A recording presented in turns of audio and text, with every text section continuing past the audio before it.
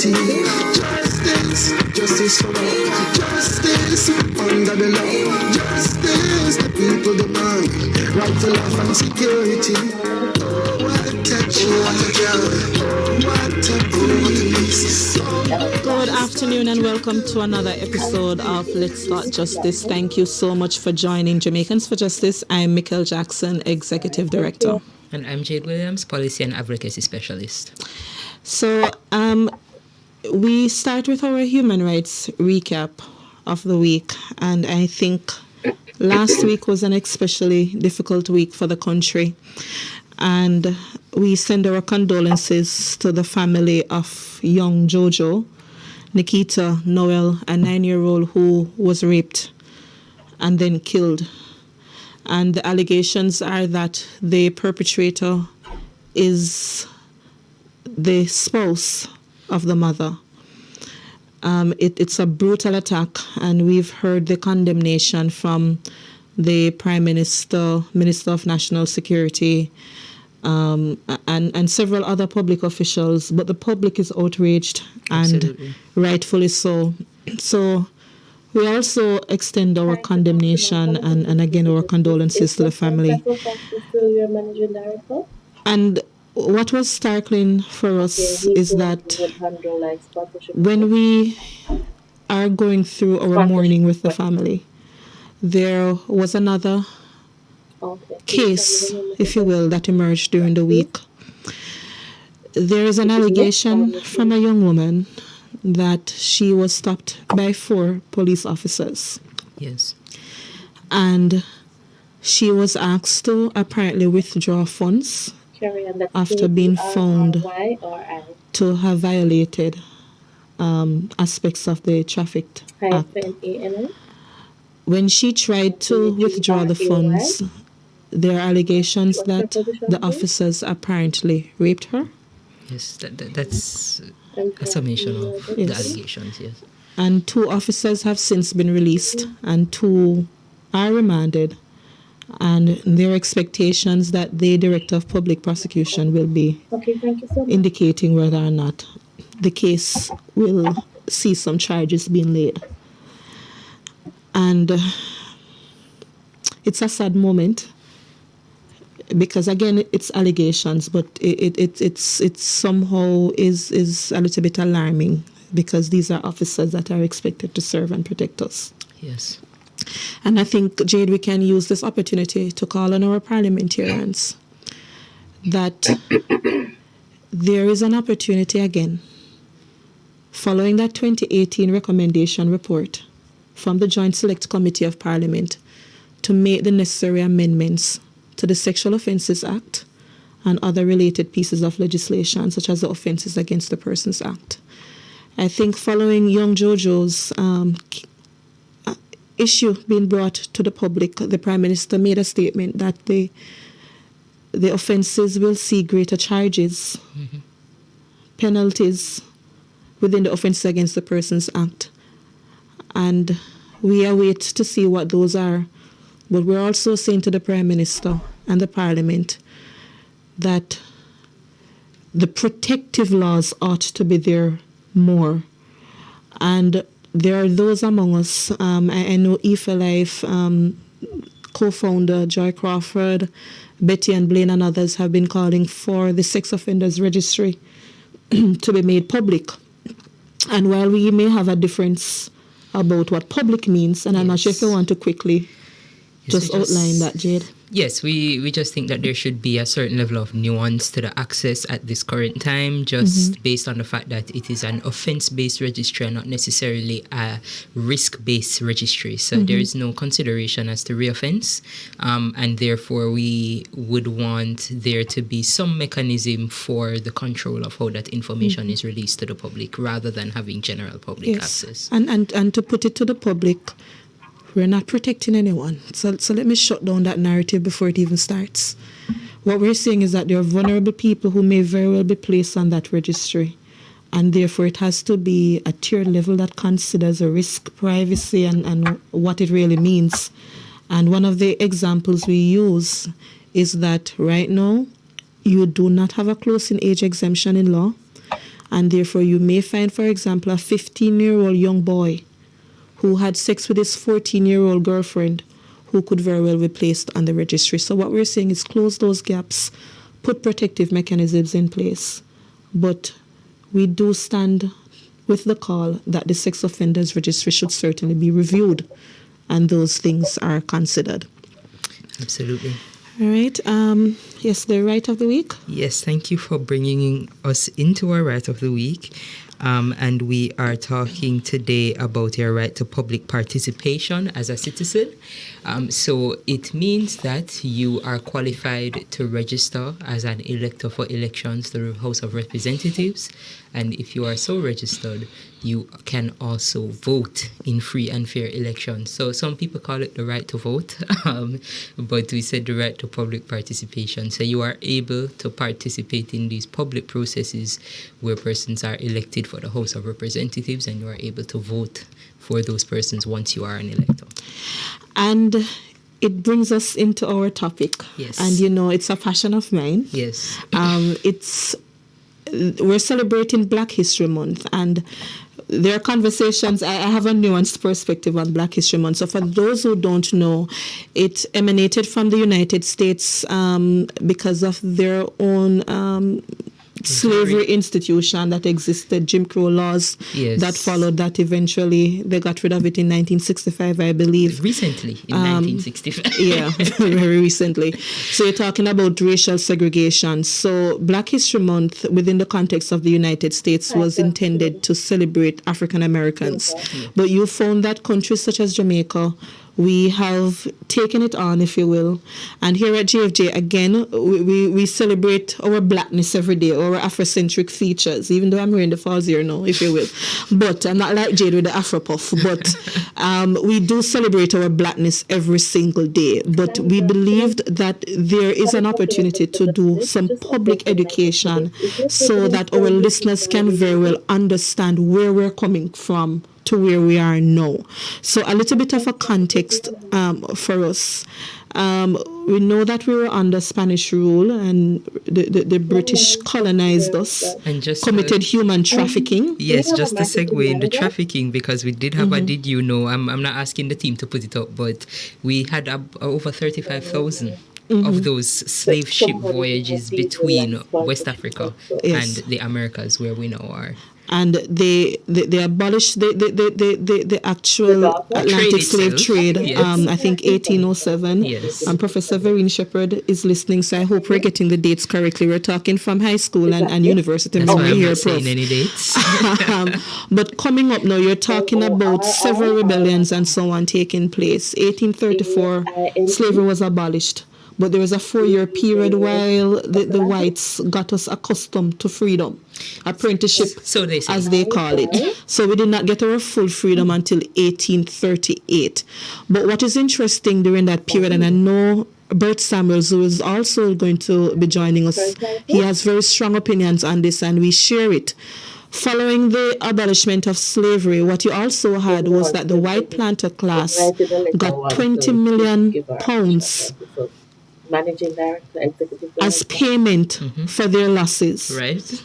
But those who did the actual, I won't use the word work, but I can't think of a better term now, we got nothing. What we got were institutions that were designed, our education system, our health system, that was designed to keep the blacks, the poor blacks, at a particular class within society. And you were reading the article, Jade, where Orlando Patterson, for example, mentioned the education system and how the vestiges of slavery would have impacted what we have here today. So we're going to be having this discussion with Professor Vereen Shepherd, Director at the Center of Reparation Research at the University of the West Indies, Chair for the UN Committee on the Elimination of Racial Discrimination, and Bert Samuels, Attorney at Law. And Bert, if I remember, on another interview, you said you also call yourself a Pan-Africanist. Yes. I practice being a Pan-Africanist. It's not a label for me, it's what I do. Yes. Thank you so much. to you both for joining us. Professor, if we could start with you and just explain to our listeners the importance of this call being made for reparation, so they really understand what reparation mean and why this call is being made. Well, thank you for having me, first of all, and greetings to your listeners and viewers. Reparation means repair. It's part of that process of acknowledging that a crime was committed or a wrong was done, and that those who committed this crime or that wrong have a responsibility, legally and morally, to admit to the wrong and to commit to repair. And in this case, the repair we're talking about is reparatory justice. And reparation can take various forms. We know that the Jews got the money. In the case of the Caribbean, we're talking about money to enable a development package, education, health, and so on. So in a nutshell, that's what we're talking about. Yes, thank you so much. And Jade, I completely forgot to do the overview. But we're seeing here where we have had several calls being made for reparations. Jade, can you just walk us through quickly before we continue? Yes. So we would have seen former principal and vice chancellor of the UE campus, Sir Arthur Lewis, calling for reparations for the Caribbean, talking about the plight of the Caribbean people and stating that the British is responsible for that plight.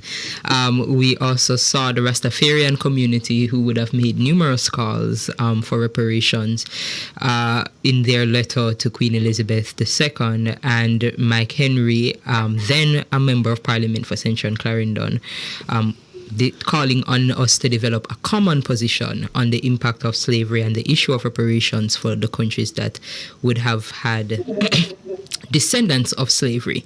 In the conversations that have come up, we would have heard, I don't know if I can even consider these responses, but we would have heard some comments from those persons who have accepted some responsibility for them and maybe their country's role in You're talking Prince William's recently? Not Prince William, because I think Prince William was sufficiently criticized in the wording of what he had said, but I am speaking about, for example, Mark Rutte, I think his name is, the Prime Minister of the Netherlands, who would have made a comment in Barbados apologizing for the events of slavery and Netherlands' role in such. Laura, I don't want to butcher her last name, but I think it's Trevelyan. Trevelyan, thank you. Thank you, Professor Shepard, who would have acknowledged her family's participation in slavery.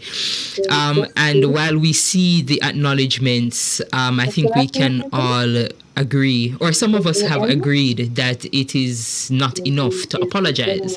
And I think that's what Professor Shepard is referring to when she speaks about reparatory justice meaning money, enabling us to further our development that would have been stunted by the effects of slavery. All right, thank you so much, Jade. Bert, to you, what is the call being made from where you sit? Well, the call being made, I wish I could cross-examine Vereen to give the detractors' position. She did say that those who were responsible, so our detractors often say they are dead, and the people, our forefathers, are dead. But we have intergenerational impact of slavery. We can see it around the bleaching of the skin, thank you so much. how poor our economy is. The 1st of August, 1838, we walked away from the plantation without a penny in our pockets, no land, not formally educated, and being dragged back onto the plantation with vagrancy laws. We could not gather and be seeming to be unemployed. So we're trying to force us back onto the plantation. And we can see 27 years into freedom, what happened to the people of St. Thomas when the Honorable Paul Bogle tried peaceful means and was ultimately hanged by a group of white judges, court-martialed. So what is it? It continued after slavery. Let's just not think that freedom meant the end of suffering for Jamaican people.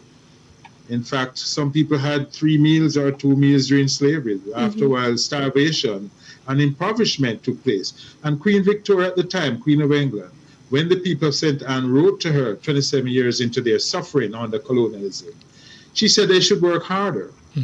She had no feelings for us. Yes. And if you look at King Charles of England, he sits on a throne which was itself involved in slavery. The Royal African Company had a monopoly in the Atlantic Ocean to move enslaved people. So it is on the throne, it is among the subjects, and it can be traced.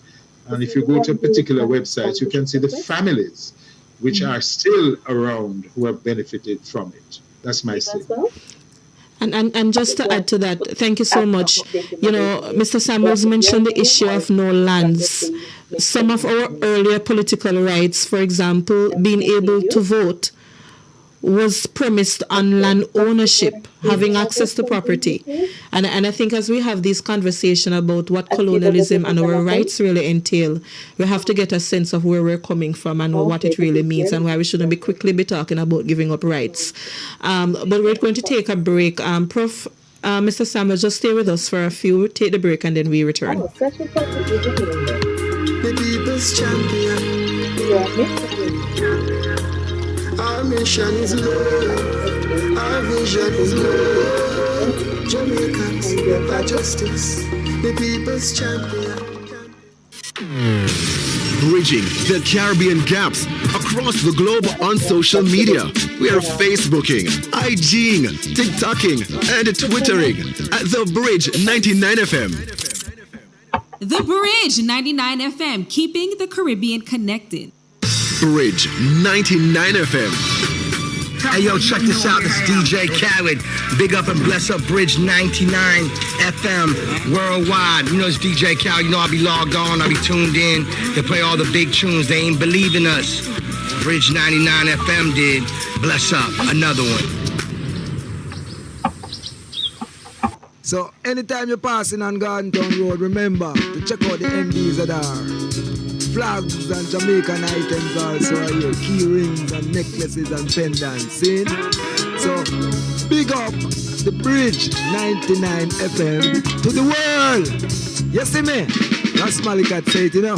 Alright? Someone must move.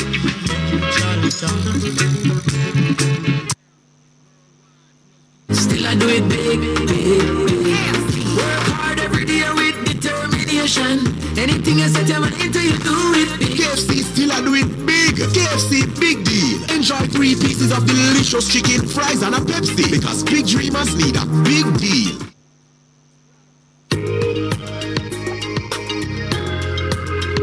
The people's champion. Our mission is love, our vision is love. Jamaicans, for justice. Welcome back to Let's Talk Justice. Today we are talking about colonialism or rights development and reparations, and we are joined by Professor Vereen Shepherd and Bert Samuels, attorney at law. Prior to the break, Mr. Samuels, you mentioned one of the challenges that come to champions of reparation is that those persons responsible are dead, and those persons affected are also dead. So who makes the payment and where does the payment go? And I just want to pose that question to you as a champion for this kind of thing. What would you respond to that and say? Okay, so I can put on my lawyer's hat. So if my child unfortunately passes, I can sue the owner of the car in a car accident. Although she's gone, I can sue for her wrongful death and her suffering. In fact, the law goes further. If she were in pain for 3-4 days and passed, God forbid, I could charge and also get compensation for her suffering. So the law recognizes that the victim, though dead, can benefit the survivor. And that principle is what we can use. You know, my great-great-grandfather, Edward Samuels, was a slave boy in 1838. He was 7 years old. He was sent to the fields too. So my bloodline is so closely connected. I mean, when Cameron came here and said we shouldn't peer into the past, he was at the same time the year before laying a wreath for the victims of the Holocaust in London. So people are very selective as to whose memory they want to put on the front page. But our suffering is so obvious. The Bogle family is still around. I have members of the Bogle family who are my clients, and they have not been compensated for the death of their great-great-great-grandfather. So there's inherited suffering, which is patently clear among people, and history knows that people have been compensated for what has been done through their generation, because intergenerational poverty is so obvious in Jamaica. You know, any person who traces their generation 3 generations back, you find they're poor black people. So easy to pick that up. So that's my position. Thanks so much. And one of the things Mr. Samuel said, just to advise the listeners, you're talking about the Holocaust, Jews affected by what happened in Germany over a 12-year period. Yes. And, you know, persons even in the United States globally, they're afraid to use certain terminologies.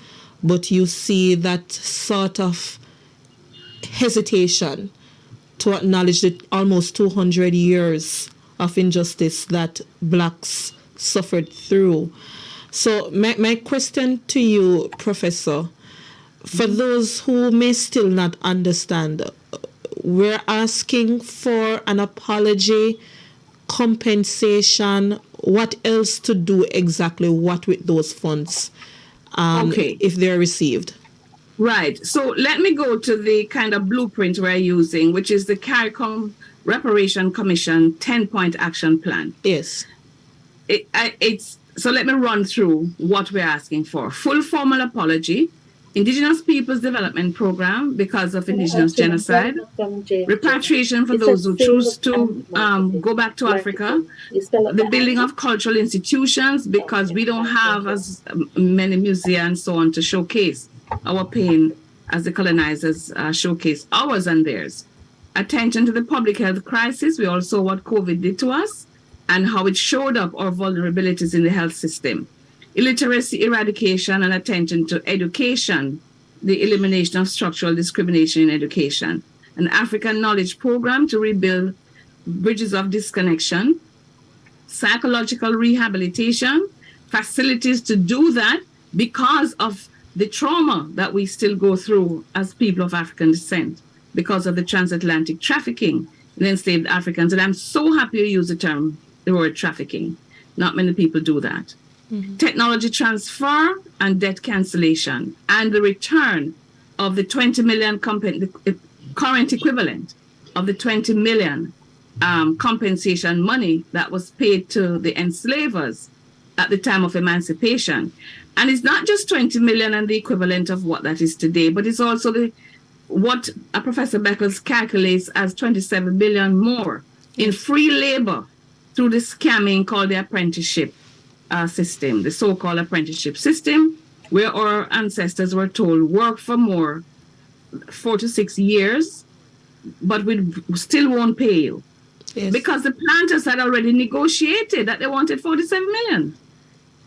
So that's the kind of plan that we have. And the various committees on reparation, they are going through and working their way through that. And I want to agree with Bert. Listen, this state continues. If the state of Jamaica has a debt, whichever government comes into power has a responsibility to pay that debt. The debt for the crime continues. And Bert has already spoken about intergenerational responsibility and suffering. And if you will allow me, those who are interested in pursuing the financial compensation and hearing how it's calculated today, there is a conference, 2-day conference taking place on the 9th and 10th of February, that's this week, yes. Thursday and Friday. Judge of the ICJ, Judge Robinson, he's presiding over this conference. And the whole process is to show us through some financial scientists how today we should go about calculating the monetizing reparation. That promises to be very interesting. Those who are interested should call 876-561-0025 for how you can join this virtual conference. Path breaking. We have had many calculations before. This one will be the latest. Yes, we definitely look forward to that, because there are several things in the CARICOM's plan that jumps out at me, some of which, we're privy to already. And, I don't think we are educated enough as a people.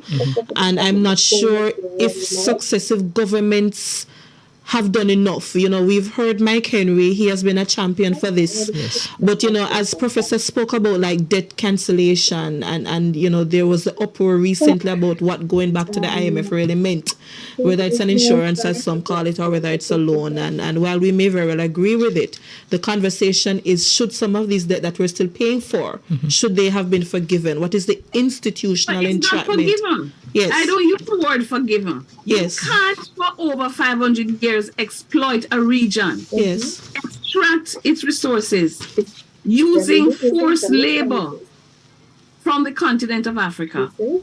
And you become wealthy. And then you're going to turn around and say, you don't have any responsibility. You can just say, here's your independence and go. And you quoted Sir Arthur Lewis. That was 1939 when he called for reparation. And in the same year, a British MP acknowledged that they were responsible for the plight of the Caribbean and that they should pay reparation. So the Jamaican National Council on Reparation, all the other committees, what they are doing are simply working towards what is a right.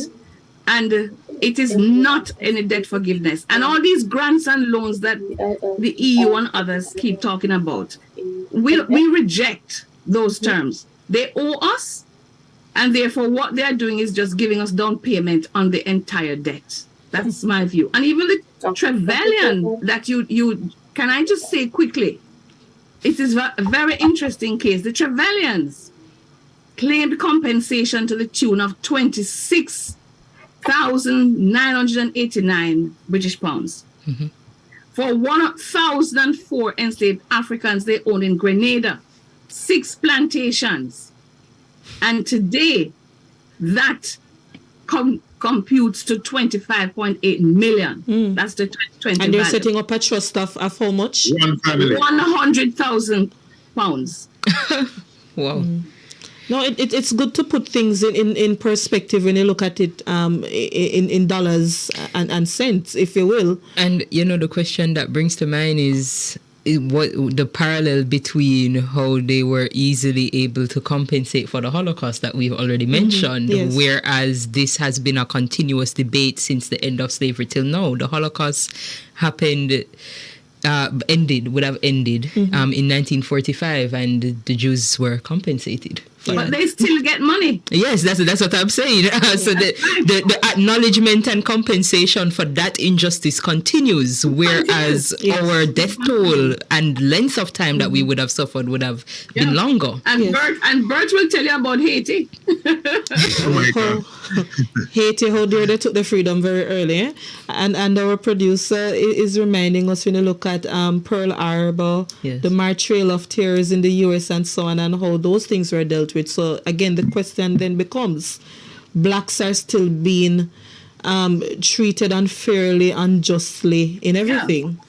If you will. Can I come in here with... Please, go ahead. We're going to go to the break in a minute, but please go ahead, Mr. Samuels. We just want to discuss some left behinds, like the Tainos. They were wiped out by the Spanish.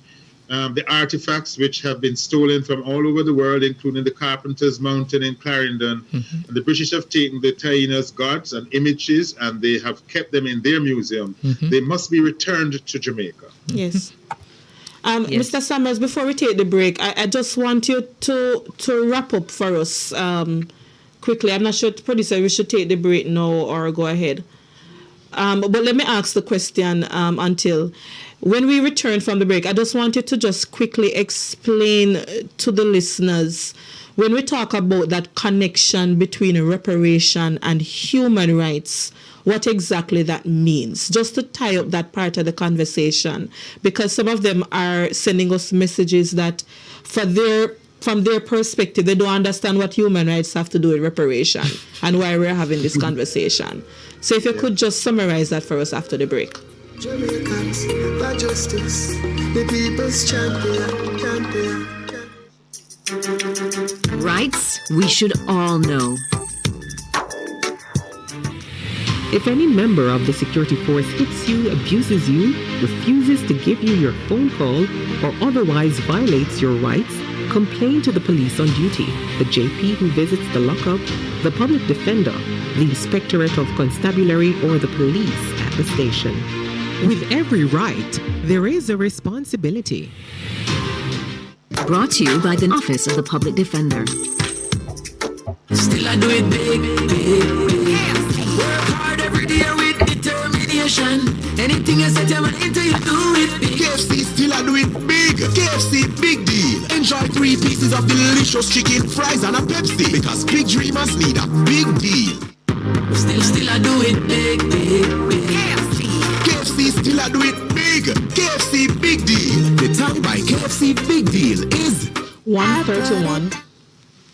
131. On the bridge? Every Tuesday at 10 p.m. We talk about the forbidden, the inevitable, the truth. Nothing is untouched. It's live with me, dancehall queen Carlene. Download the Bridge app, be on the 99, and tune in this Tuesday after dark. The conversation is intellectual and maybe tantric, but always entertaining as we hear from the expert and you. SOD, this Tuesday at 10 p.m.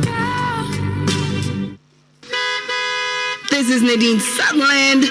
Bridge 99 FM is the only station that plays my music across territories simultaneously. I love that.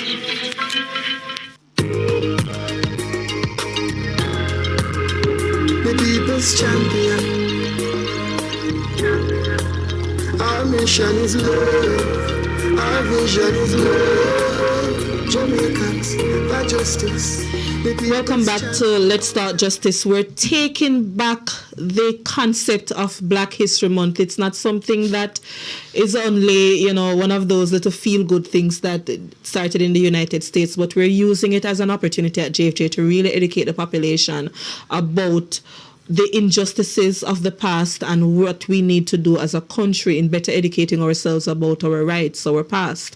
As Marcus Garvey has always been articulating to us. By the way, my former lecturer, Rupert Lewis, you taught me a lot, I must say. It's certainly welcome.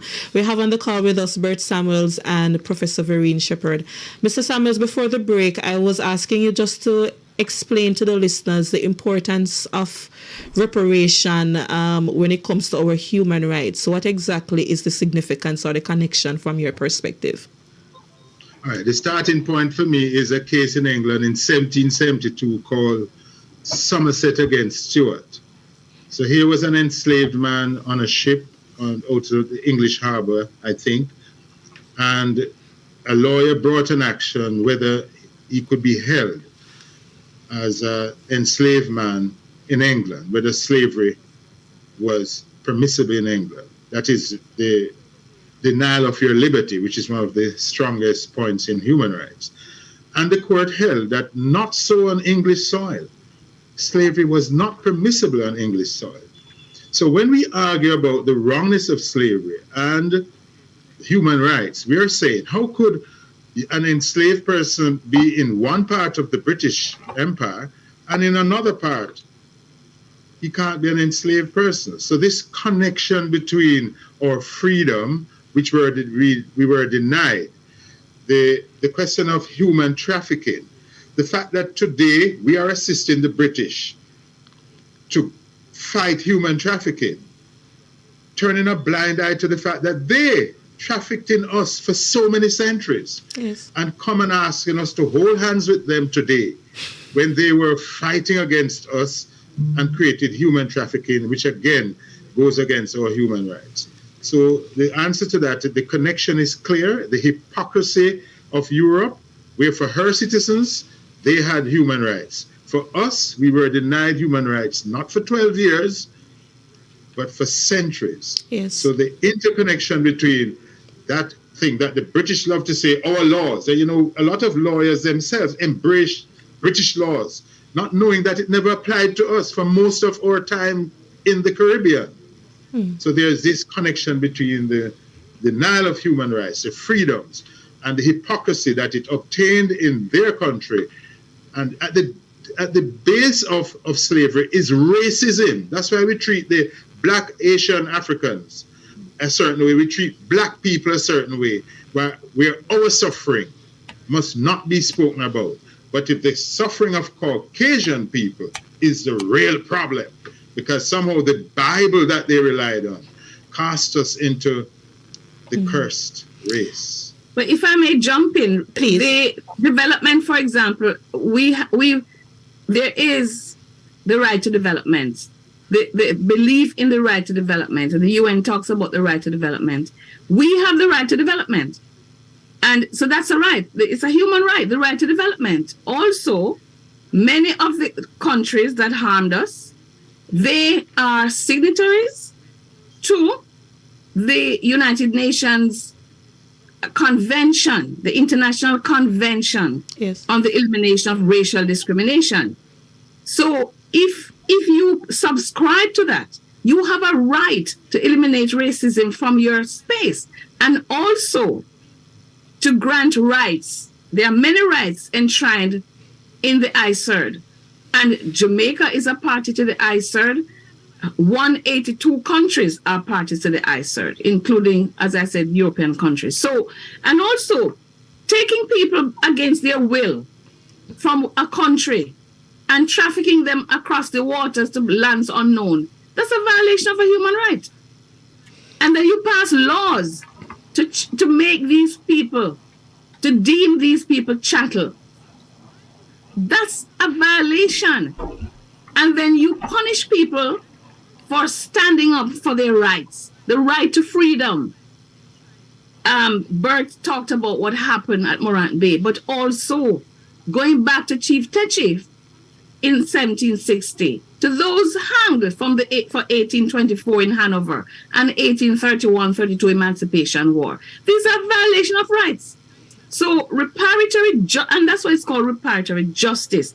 It is to right wrongs that were committed against our ancestors, like my great-grandfather, Alexander Mighty, born into slavery in Hopewell, St. Mary in 1829. So he wasn't born in Hopewell, but he was born in Golden Grove, St. Catherine. Yes. So these are rights that have been violated, and we are saying we are people. Our ancestors were people, not chattel. You made them chattel. And we have a right to our dignity and to our names and our culture. Those are human rights. Yes, thank you so much. Because, Jay, we were even having that discussion yesterday that, a number of people listening in would say, but these are still the past things. Yes. And, I loved when Mr. Samuels was speaking earlier, in particular on this point around intergenerational poverty. We made mention to Orlando Patterson's report and that connection to the remnants of slavery and the social and economic rights that are still denied to so many Jamaican citizens as a result. One of the discussions we're going to be having, Bert, during this month is one of the issues of laws that still remain on the books that are grounded in racism, if you will. The Obia Act, for example. Yes. Some Caribbean islands, they still have the seditious laws. Even parts of our Towns and Communities Act and some of those kind of vagrancy-directed legislation are rooted in racism. Exactly. You talk about political participation, but if I want to protest, I have to make an application to the police. Yes. People don't understand the importance of these things, and it's something that we're going to be doing more education around. So I think my question in closing to you, Professor, before we ask Mr. Samuels for his last comment, if Jade has as well, is what more can be done in terms of advocacy, public education, so the Jamaican people rise up and understand the importance of these issues? Well, I think people have to understand that they have human rights. Yes. We have a Charter of Rights, after all. And some of the rights that we are trying to correct our rights which were taken away from us in the past and which we still don't have. We have the right to quality education, and yet we have structural discrimination in our education system. We rank our people uptown, downtown, good school, good here, bad here. We have a right to our person, to our safety, to housing, and yet these things were taken away from us, and we are still struggling to get them. So there is a contemporary need for us to keep lobbying for our human rights and for the right to live in dignity. Advocacy is important. The National Council on Reparation, both of us are members here, Bert and I, and we have the CARICOM Reparation Commission and we also have our advocates network and all the people in media like you, congrats on the program, who are saying you are entitled to rights and you must insist on your rights. And we are doing at the University of the West Indies, of course, Center for Reparation Research. You talked about your education there. I taught history there for many years. We are using all hands on deck to try to educate us about people about their rights. And many people, Bert, as you know, say Africans must come into this conversation. And they are coming to Jamaica, by the way, on March 2. They are kings and queens and chiefstainesses from Africa who will be speaking to us frankly at the University of the West Indies on the 2nd of March from 9 a.m. to 3 p.m. Call us at the Center for Reparation Research. We're helping to organize it. And we're saying, speak frankly. Let's sit down and have a conversation so we can understand each other and what happened and how we can put things right and how we can connect. And that African reconnection we're talking about, how can we have better Africa-Caribbean relations as one people? So we are advocating, teaching, educating on all fronts. Yes, excellent work. And we can commit, Professor, that we will be calling, getting the information and ensure that we share it via this medium and or social media platforms. And cover the event. Yes. Or the events when they happen. Yes. Definitely. Mr. Samuels, your last call in terms of the issue, the matter of reparation. Yeah, I think the pain I suffer every day I go to the court and hear them saying, God save the king. It shows a miseducation that no one has asked us to maintain that misnomer about God save the king. And you still have to be saying, my lord and my lady. Yeah, my lady and my lord. So this morning, every court in Jamaica, except for the Court of Appeal, opened with God save the king. And 3 months ago, we were saying, God save his mother. How can we do that? When we want to appeal, we have to get a visa from them to go to our appeal. Exactly. And about 60, 70 years ago. Are we not talking about the royal family in slavery? Yes. And in our condition today. But you see, as you spoke about that, the young people that, Jada not bashing any Gen Y today. I won't at all. We rely on their advocacy. They're strong youngsters and they don't keep up certain things that we suffer through. But when you look at some persons, for example, go on these page 2 articles and look at what clothing items Meghan Markle and what's the other Kate wearing and so on. As you were talking, I don't think people are seeing the connection, Bert. We're just looking at it from a social perspective that the clothing items look good. It's our money. Yes. Remember what Vereen said? We don't have the museums where we can show the chains. That's right. And the things that stop our mouths from opening to eat cane. We don't have the museums to show the children. So what we're showing them is what comes on the screen. And they are miseducated. But it's our duty, and Vereen is spirit. The books that are being written by us, where we tell our story with what will help. That is why it's difficult to tell the people that God save the king in the courtroom is bad. There are lawyers who see nothing wrong with it. But we write the books, Bert. We write the books from our perspective. We tell the truth. And yet history is not compulsory in the school. So how are they going to know what we know and what we went to the archives in the developed countries, the colonizers' countries, to see what they wrote about us. And yet they were trying to miseducate us. Yes. We are telling the truth. We have the books, and yet our books are not being used in the schools, and history is not compulsory. Yes. Orlando Patterson made that suggestion and that recommendation is in his report, and I hope the government of Jamaica will take that recommendation on board. Have you seen the civics book, Professor, to see if some of these areas are included in the civics curriculum? Yes, civics is not history. Civics is not history. It was never intended to be history. Neither is social studies. Yes. Nothing can compare or replace history education to teach young people about themselves, about their past, that their history did not begin with enslavement, that they are from glorious African countries. I'm telling you, the kings and queens and chiefs and chieftainesses are going to come to Jamaica. They will be in Jamaica, and you will see royalty, African royalty. So the miseducation, we jump up and down every so-called Black History Month and talk about it, but after that, what? Yes. We forget about it. Yes. Only 1 month, the shortest month in the year? Come on. We need to wake up and do the right thing by our children, and yet we complain. Crime and violence cannot be only solved the way we're solving it by that force and other violence. Yes. Education is the key. Thank you so much. We really appreciate this energy, passion, and knowledge sharing. We really appreciate it. Thank you so much, Bert Samuels, Professor Vereen Shepherd. Thank you so much for having us. Take care. Okay. We take the break. The people's champion. Our mission is love. Our vision is love. Jamaicans, for justice. The people's champion. Bridge FM of the whole place like them of the whole place like. Anyway them play me said them a lot that. Mother mean. Hey, Bridge. Some radio stations say them big but them not hot. Them come like sweet pepper. Big and not hot. We up, yeah.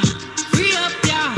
Calling all bridge builders to the Bridge 99 FM, your global partners for outside broadcasts, connecting you from Jamaica to the world. Where will we go? From Kingston to Portmore, downtown, Spanish Town, Canada, USA, and as far as Dubai, we keep you connected across the 7 continents of the globe.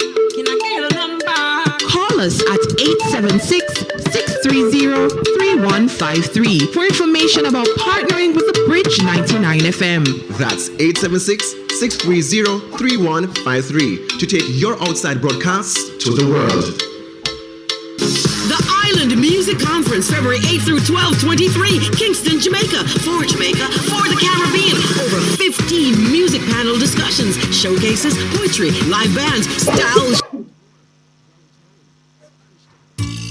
This is Carleen, the original dancehall queen, inviting you to my sister Pinky's birthday party and fundraiser for her cancer treatment. Come celebrate with us at the Mecca nightclub on Tuesday, February the 7th, as we dance to the sweet sound of the immortal Stone Love and enjoy live performance from Sizzla Kalanchi. Let's support my sister on this journey by calling 876-339-6749 or DM me on Instagram, Dancehall Queen Carleen. It's Pinky's birthday celebration and fundraiser at Mecca Nightclub, 67 Compton Spring Road. Gates open at 9 p.m. Tickets available. General 2,000, VIP 3,000. See you there. So anytime you're passing on Garden Town Road, remember to check out the MDs that are. Flags and Jamaican items also are here. Key rings and necklaces and pendants. See? So big up the Bridge 99 FM to the world. You see me? That's Malikat say it, you know. Alright? Someone must know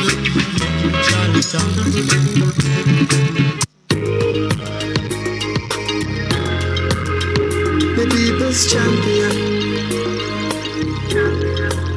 Our mission is love. Our vision is love. Jamaicans. Welcome back to Let's Start Justice. I beat you up for that one, Mikkel. You did. It's fine. We are in the call-in section of the show. I just want to quickly read out the numbers. You can give us a call in studio at 676-4996 or give us a WhatsApp at 2397583. Mikkel, what are we talking about? You know, as both Bert and Professor were speaking, there were just a couple of things. And, you know, I remember going to UA, and every time the conflict theory, the Karl Marx conversation comes on, I tell you, we just started having the talk about structural inequalities and institutional poverty trap. And when we trace our ancestry as individuals, it's how the poverty cycle has been perpetuated based on the family you're born into, based on the area that you grew up. And, historically, if we look at our education system, for example, every single year, I stopped 2 years or so years ago, there are some schools that always made it in that top 10. Good schools. The Campions, the Immaculates, always in the top 10. And then you look at a Denham Town, a Charlie Smith High School, at Tivoli Gardens, and so on. And you ask yourself, why are these schools always being left behind? Wherein if a child is to pass 3 subjects, you're a hero at those schools. But I remember going to Westwood High School in the country. You went to Hampton boarding school, very expensive. So, born in wealth. But you understand that boarding school take money. And when I was going to Westwood, I remember if you pass with 7 subjects, you walk with shame. First of all, if what you're going to say is that you pass, you're already shamed. Because it's supposed to lego the thing that a 1 you get. Yes, maybe it's not 2. a 1, but 2 minimum. Right, but they're talking about structural inequality that has been created. And, that Patterson report, and Professor spoke about it. How do we ensure that we create a system that is grounded in equity? And you know my position on this hair grooming nonsense. Yes. Stop walk around and measure put in the uniform to make sure that them ankle. Focus on values within the education system. Focus on putting resources to schools that are being left behind. Though that jumped out at me. Yes, and I think it goes back to as well. The structural inequality goes back to even the teachers, because I think one thing that is under discussed is that a lot of the resources that you would see teachers use to keep their students engaged, they bought them themselves. They took it out of pocket. I won't have JTA calling into the program now asking why it is important for wage negotiations to really consider these things. Yes, and it is that if you are a teacher that is coming from a certain kind of socioeconomic background, you are in a better position to provide for your students than someone who is not, who is reliant on their salary, the salary that they receive. So, there is... It's a lot. Professor spoke about it and in response to the question and I asked, and I agree with her, civics and history, they're 2 different things. We have a Ministry of Culture, and I think the minister and their technical team, they do the best perhaps with the resources that they have. So my statement I'm about to make, it's not to bash the ministry. I don't want to be misunderstood. Yes, with all caveats observed. But I think much more needs to be done, which is why I personally don't agree with gender being tied to the ministry. Because I think when I look at a Ministry of Culture, it's to do public education around our history. Professor said it best, our history did not begin in 1655. We have a history that is grounded, growing up, I'm saying so many things, but growing up, Jade, when you hear about Egypt and reading that Bible, for example, you would think of pure white people. Yeah, no, for sure. I remember in my early days, I saw black people in Egypt. Yeah. So they talk about royalty and so on. Black people you're going to talk about all along? You did not know this. So even how history starts, that sense of pride. You're watching these TV shows, and even now a lot of people will ask for rights and justice on JFJ, but they're quoting the legal shows that they're watching on cable TV. So there is not people overseas can quote my constitutional right to bear arms, my constitutional right to do this. But in Jamaica, we're saying, I'm quick to give up my rights because I don't know what my rights are. What can be done? I think Professor Shepherd also said something that was very important, and it was that the lens from which history is taught. Yes. And that's something I also realized while I was in high school learning history. Last time I learned history was in high school, but I realized that the teachers that made the most impact, that were able to bring me to a greater understanding of my personal history and our cultural history, were persons that focused on literature that came from here. And you find that a lot of the times the literature that we consume in order to understand our history is coming from a lens of our oppressor. Yes. And so if we don't challenge those narratives, then there are certain things, misconceptions about our own selves that we harbor. That we don't have. Yeah, no, you're correct. And I'm sorry to interrupt, but the hair grooming thing is really something that resonates with me. I grew up with locks, and my entire family had locks, and the amount of challenges, and I know you're familiar with my mother, so you know that she's, like Bert would say, I think she would also identify as a Pan-Africanist, and she does not tolerate that kind of thing, but also she was in a position of socioeconomic privilege where her challenge was accepted, and we've seen numerous times in even our media, even recently, where your challenge is delegitimized depending on where you are coming from. Yes. It's something. There was a video of Excelsior High. I'm not sure if you saw that video. They had Afro Day. Yes, I saw it. And the young ladies had I'm not hearing that, Karen.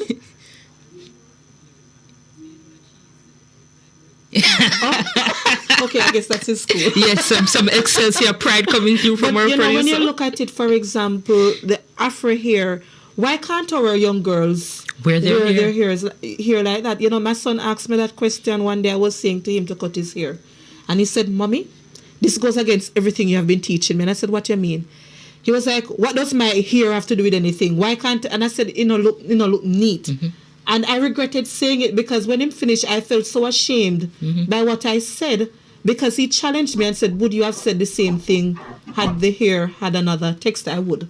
But I still felt ashamed how he reprimanded me for that. And that's the issue. Why are we so consumed with it? Why are youngsters can't wear the hair puffy like yours to school? I agree. And I think one of the things that my mother kind of did differently was always to acknowledge with us internally that they are wrong for wanting us to conform in this manner. Yes. But because we want to participate in these systems, we have to conform. So I think, as you would, rules are not just rules. Exactly. Some rules, quite frankly, if time come for protests to be done, maybe, I'm a big supporter of that 1938 labor rights. I don't want to go ranting today. But some rules ought to be rejected because they are not just, they are not reasonable at all. Yes. And it's something for us to really consider, Jade, as we talk about colonialism. Yes, we have to challenge what mischief we're trying to solve every time that we put a restriction or some kind of guideline in place. Why? Why is it here? And the impact of it, you talk about the skin bleaching, the language that we use, the pretty hair. Or you look pretty for a black girlie. And I'm to smile when those utterances are made.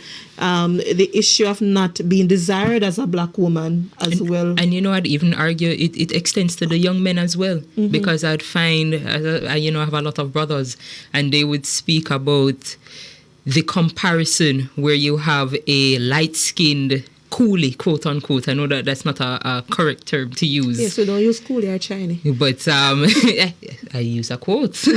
But you compare yourself and say, "Oh, she won't speak to me because she's talking to that guy." Yes. So I am automatically less desirable. So that ethnic division, colorism within the country, all of these are remnants, and it's the time is coming upon us. But in sorry, Karen.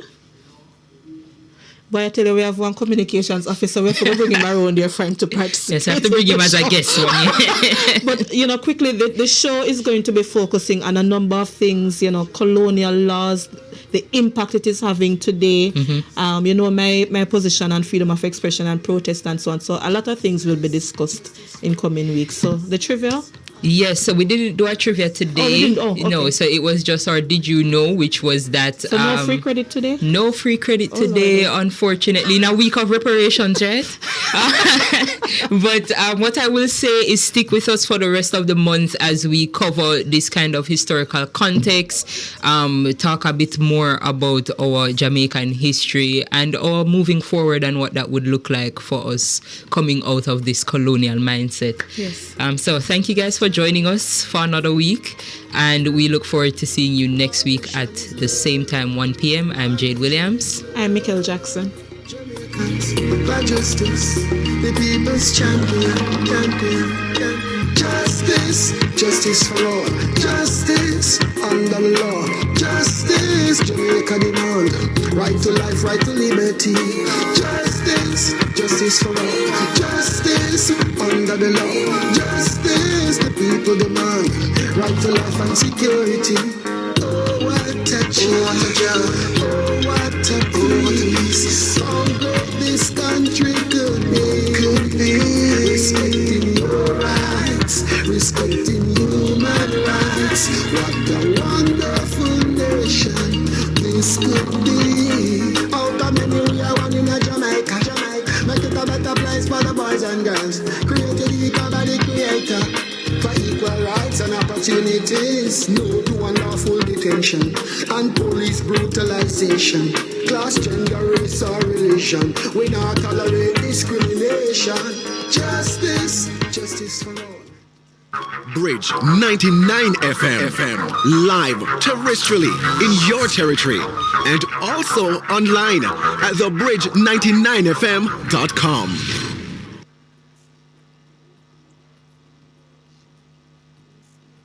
You ever hungry and all you want is a bowl of some rich Jamaican soup? You pat that bubble, you take off the cover.